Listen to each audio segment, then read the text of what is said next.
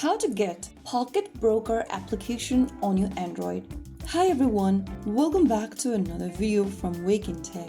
If you're new to Pocket Broker and wondering how to install the correct app on your Android device, then you are in the right place. This video helps you to download and install the Pocket Broker application on your Android smartphone or tablets.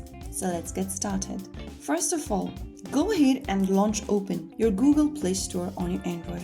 Also make sure that your device is connected to a stable internet.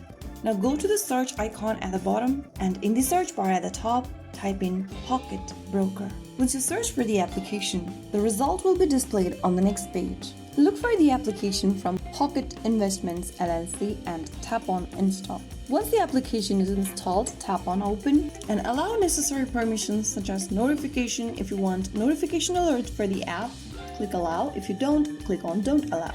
Now this will be the welcome screen from where you can go ahead and create a new account if you don't have one, or if you've got an existing account, tap on the sign in button and follow through the sign in process. You can also use the free demo account if you are a beginner. So that's how you find and download the Pocket Broker application and get it on your Android device. If you found the video helpful, don't forget to like, share and subscribe to our channel. I will see you again in the next video. Thank you for watching.